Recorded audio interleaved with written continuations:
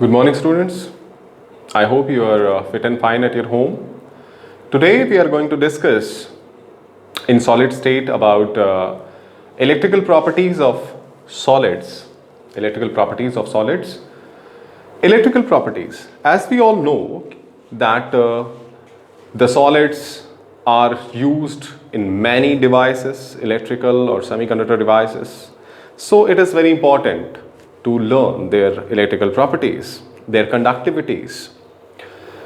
कहने का मतलब ये है कि हम कई जगह जो सॉलिड्स हैं जैसे मेटल्स वगैरह या सेमीकंडक्टर्स उनकी इलेक्ट्रिकल प्रॉपर्टीज़ को कंडक्टिविटीज़ को यूज़ करते हैं और कई सारे डिवाइसेस भी इससे बनाए गए हैं, कंप्यूटर्स हैं, fridges, everything, electronic devices you know. So आज हम वही इलेक्ट्रिकल प्रॉपर्टीज़ डिस्कस करने वाले हैं। इलेक्ट्रिकल प्रॉपर्टीज़ या कंडक्टिविटीज़ के आधार पर, कंडक्टिविटीज़ के आधार पर हम क्या कर सकते हैं, सॉलिड्स को तीन टाइप में डिवाइड कर सकते हैं: कंडक्टर्स, सेमीकंडक्टर्स एंड इंसुलेटर्स। इनकी डेफिनेशंस आपने प्रीवियस क्लासेस में पढ़ी भी हैं। Conductors are those materials which conduct electricity through them, जो अपने अंदर से पास होने देते हैं इलेक्ट्रिसिटी को, those are known as conductors. Semiconductors होते हैं जो ना तो पूरी तरह कंडक्टर हैं ना पूरी तरह इंसुलेटर हैं, उनकी जो कंडक्टिविटी है वो मीडियम रेंज की है। तीसरे होते हैं हमारे insulators which do not allow the electric current to pass through them, जो इलेक्ट्रिक करंट को नहीं पास होने देते, इलेक्ट्रिसिटी को नहीं पास होने देते हैं, वो हमारे क्या होते हैं, इंसुलेटर्स होते हैं, लाइक रबर, वुड एट्सेट्रा। सो अब हम यहाँ पे इसको क्लैरिफाई कैसे कर रहे हैं, डेफिनेशन वही है, ठीक है, बस एक हम कह सकते हैं न्यूमेरिकल वैल्यू, एक न्यूमेरिकल वैल्यू हम इसमें ऐड कर देते हैं। वो न्यूमेरिकल वैल्यू है कंडक्टिविटी की। कंडक्टर्स में जो कंडक्टिविटी की वैल्यू है that lies in between 10 to the power 4 to 10 to the power 7 ohm inverse metre, that's the unit of conductivity. ये यूनिट है कंडक्टिविटी की। तो कहाँ लाई करती है कंडक्टिविटी? 10 to the power 4 से 10 to the power 7 के बीच में। क्यों अलग अलग की अलग अलग है? There are several metals like copper, silver, iron, aluminium, they have different conductivities. So there is a range of conductivity that lies between 10 to the power 4 to 10 to the power 7. The next is semiconductors. Semiconductor like silicon, germanium, इनकी conductivity जो है वो medium होती है, mediocre होती है। 10⁻⁶ से 10 to the power 4 इनकी कंडक्टिविटी वैल्यू है। इंसुलेटर में कंडक्टिविटी की वैल्यू बहुत ही कम होती है because they are insulator. Obviously conductivity हम जानते हैं, कंडक्टिविटी का मीन्स है passage of current through them.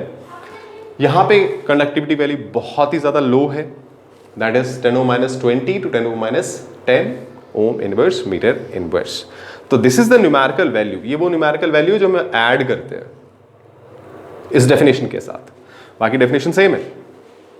Okay, now पहले बात करेंगे हम लोग कंडक्टर्स के बारे में। Okay, will discuss about conductors.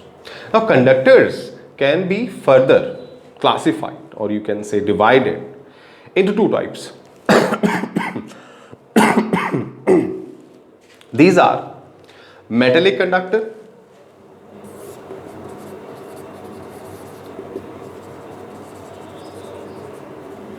and electrolytic conductors.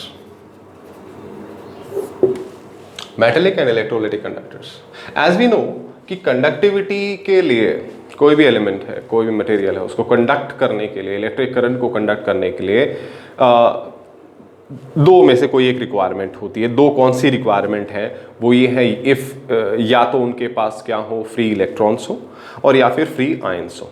These are the two requirements which are necessary for the conduction of electricity by any material. इनमें से कोई एक हो तो चलेगा, वो कंडक्ट करेगा।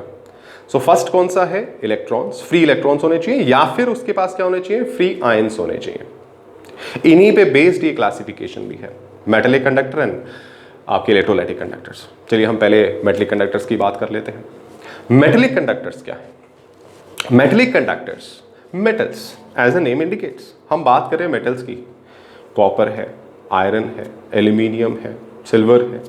You can see in your house hold wirings, आपके घरेलू जो वायरिंग्स होती हैं अप्लायंसेस की, उनमें क्या यूज़ कर रहे हैं हम? या कॉपर यूज़ कर रहे हैं, एल्यूमिनियम यूज़ कर रहे हैं, because they are conductors, they are good conductors of electricity. उनकी कंडक्टिविटी अच्छी है, इसलिए हम उनका यूज़ कर रहे हैं। अब ये क्यों कंडक्ट करते हैं? Because they are free electrons. याद कीजिए, रिवाइज कीजिए, हमने मेटेलिक सॉलिड्स में जब हम क्लासिफाई कर रहे थे क्रिस्टलाइन सॉलिड्स को, जब हमने क्रिस्टलाइन सॉलिड को क्लासिफाई किया था तो वहां पर हमने क्या पढ़ा था, मेटेलिक सॉलिड्स पढ़े थे। Metallic solids same metals, they are conductors. क्या था मेटेलिक सॉलिड्स में? कंस्टिट्यूएंट पार्टिकल्स क्या थे? मेटेलिक सॉलिड्स में जो कंस्टिट्यूएंट पार्टिकल्स थे वो क्या थे? मेटल आयंस थे, कैटाइंस थे और इलेक्ट्रॉन्स थे। मीन्स हम उनको ऐसे कह रहे थे कि the metal ions are embedded in the या floating in the sea of electrons. तो क्या होते हैं एक मेटेलिक सॉलिड में, एक मेटल में, हम कहते हैं कंडक्टर में होता क्या है? उसमें मेटल आयंस होते हैं और इलेक्ट्रॉन्स होते हैं। अब इलेक्ट्रॉन्स, वहां पे जो इलेक्ट्रॉन्स है they are free to move, वो इलेक्ट्रॉन फ्री टू मूव है one place to another place, they can move. अब वो मूव कर रहे हैं तो they are good conductors of electricity obviously, because charge को कैरी करने के लिए हमें इलेक्ट्रॉन्स चाहिए, कंडक्टिविटी को आगे बढ़ाने के लिए हमें क्या चाहिए? इलेक्ट्रॉन्स चाहिए। और मेटेलिक सॉलिड्स में वही था, वही तो है ही, कंडक्टर्स, मेटेलिक सॉलिड्स या मेटेलिक कंडक्टर्स। इनमें क्या होते हैं? फ्री इलेक्ट्रॉन्स होते हैं which are able to move through the metal, through the lattice. इसीलिए हमारे जो मेटेलिक सॉलिड्स हैं वो कंडक्ट करते हैं, जैसे कॉपर, आयरन वगैरह, एल्यूमिनियम। दूसरा जो आता है कैटेगरी, दूसरी जो कैटेगरी है वो है इलेक्ट्रोलाइटिक कंडक्टर्स की। इलेक्ट्रोलाइटिक कंडक्टर्स, अगर हम बात करें, आपने शायद प्रीवियस क्लास में देखा हो इलेक्ट्रोलाइट्स के बारे में। इलेक्ट्रोलाइट्स जैसे NaCl, KCl इलेक्ट्रोलाइट्स हैं। क्या होते हैं इलेक्ट्रोलाइट्स? ये हम बात कर रहे हैं किसकी? अब हम बात कर रहे हैं आयनिक सॉलिड्स की। Everything is related, you know. Ionic solids की बात कर रहे हैं, हमने वहां पे भी एग्जांपल देखे थे आयनिक सॉलिड्स के अंदर, NaCl था। अब आयनिक सॉलिड्स क्या होते हैं? नाम इंडिकेट कर रहा है, they have constituent particle as ions. उनमें कंस्टिट्यूएंट पार्टिकल कौन से होते हैं? आयंस होते हैं, कैटाइन एंड एनाइन।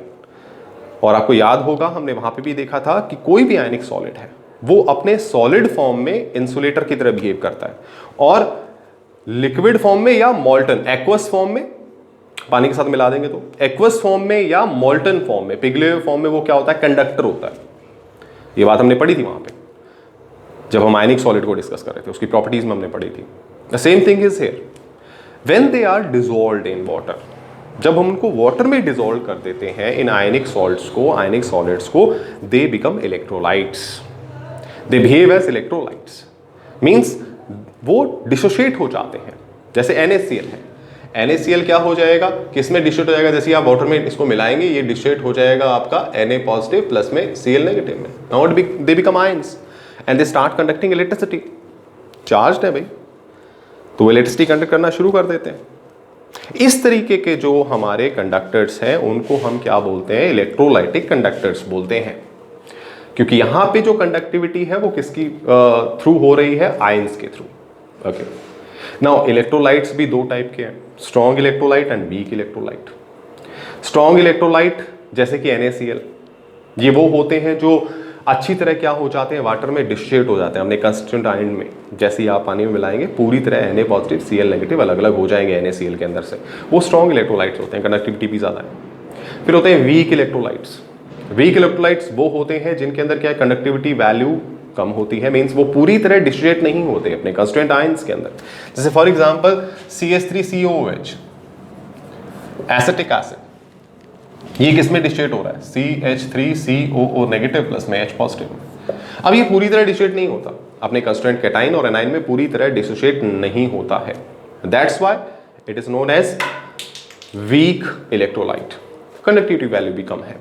ठीक है, तो यहाँ पे इलेक्ट्रोलाइटिक कंडक्टर्स के बारे में हमने देखा, मेटेलिक कंडक्टर्स के बारे में हमने देखा।